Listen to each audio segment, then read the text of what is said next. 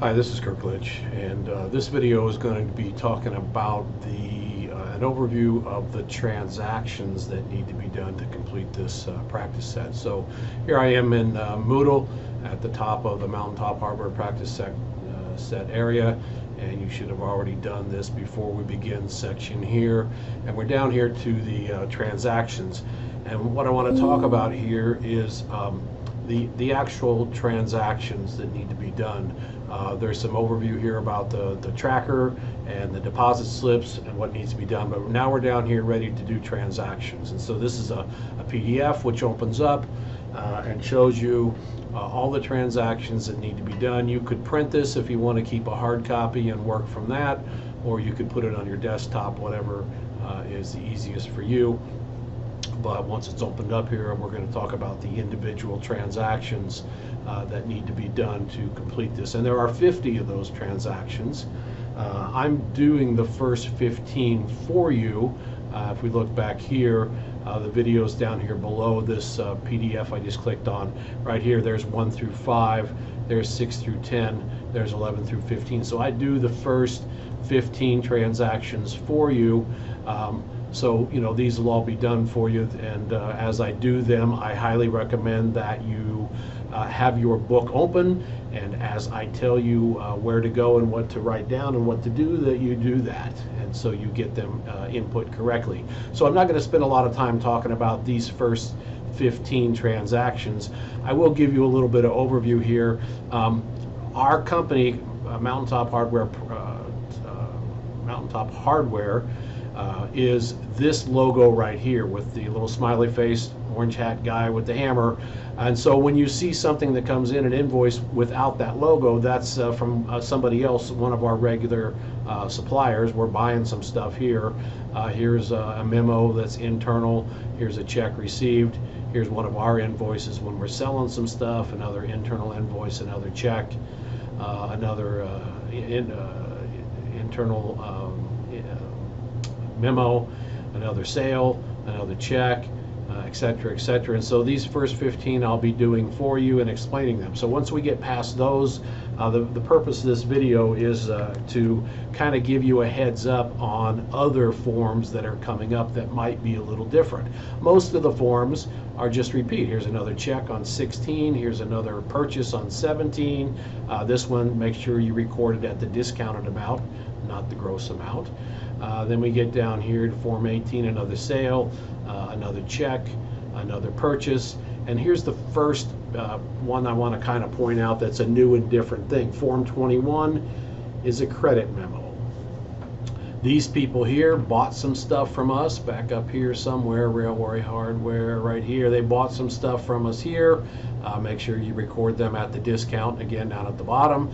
And they didn't want all of it, and they sent some of it back, so we issued this credit memo. There is a video in down here where it says additional video help, and here it is, credit memo issued. I will walk you through the process of recording this particular credit memo. Form 21, we have another one later on, Form 39.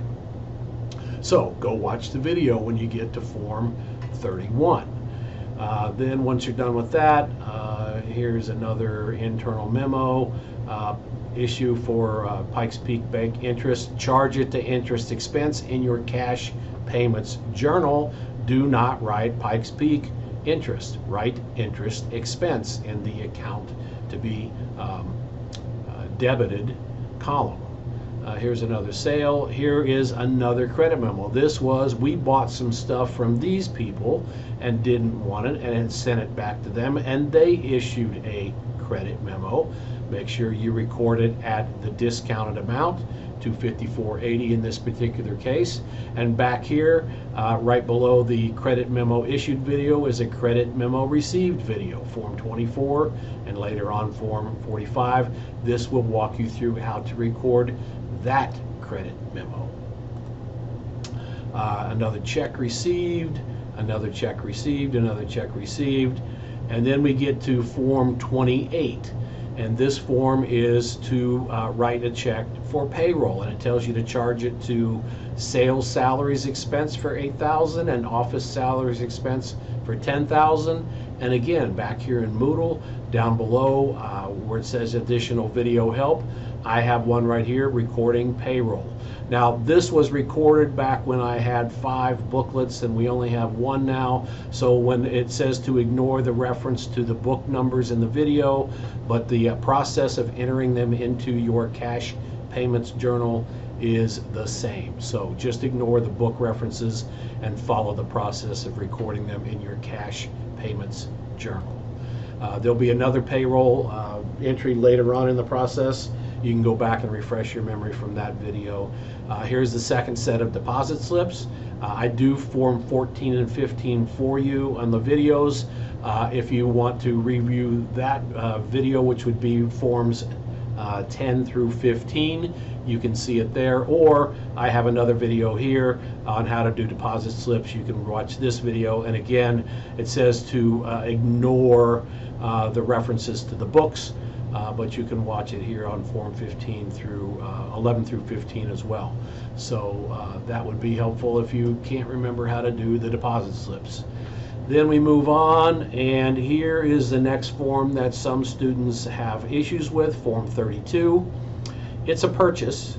Not everything we buy is inventory. You've seen this entry here, charge something to store supplies before, and in your purchases journal there is a column called store supplies, and you simply enter that $400 amount there. But we have not seen this. It says charge this to miscellaneous selling expense.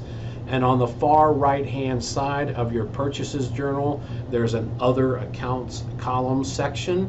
You would write miscellaneous selling expense in the column that says account to be debited. You fill in the amount, in this case $360, and you go to your general ledger and you post a $360 debit to miscellaneous selling expenses. And then back in your purchases journal, there's a column on the far right side that says posting reference. You write the account number from the general ledger for miscellaneous selling expenses in that posting reference. The remaining part of this, 700, 1950, and 1350, that's the number, add them together, and that's the amount of inventory you have on this purchase. The total accounts payable is $47.60. Let's see, here's another sale. When they say issue a check for me for personal use, that means SH Pilot drawing account. Owners get paid through a drawing account for a paycheck. Here's one for advertising expense, another purchase. A lot of students get hung up on this Form 37. It sounds more complicated than it is. All this is saying is that we bought some stuff from Best of the Rest. The total purchase was $47.60, and you'll recall there was a credit memo where we returned some of that. And so what I'm trying to tell you here in step 1 of this memo is take the original purchase, subtract the amount credited, and you should have a balance in that account, and that is the amount that you will write your check for in your cash payments journal. The balance that is owed to Best of the Rest, the original purchase, less the return. Number 2 here, this is just a straightforward, just go pay Ram Builders what we owe them, and it tells you here it's $1,150. No big deal. So there are 2 checks to be written off of Form 37. A check received.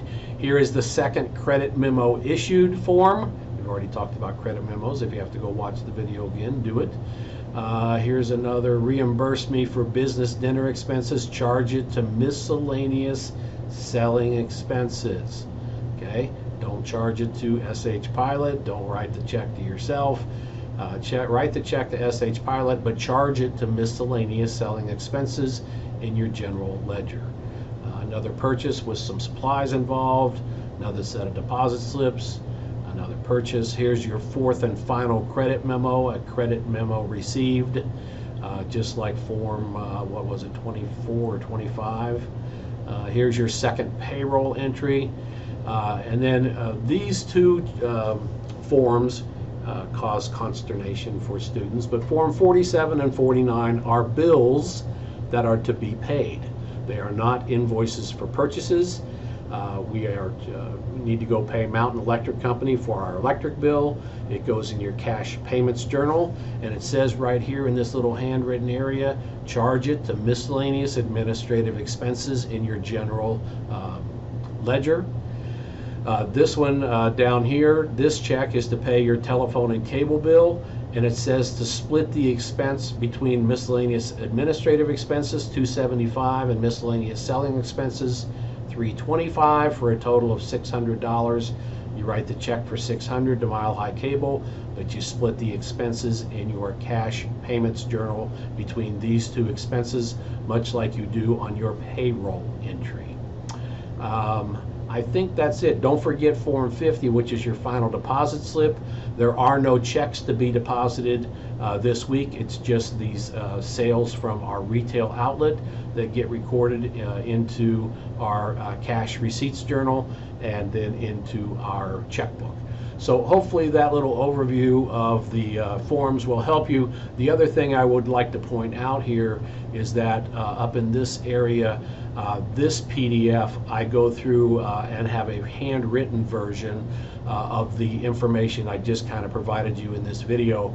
But forms that I didn't particularly cover in the video, you might want to go through here and just make sure you've read this as well, or print this and keep it available for your help. So that's kind of the overview of the forms that need to be done for this practice set. As always, if you have questions, please email me or call me, and I'd be glad to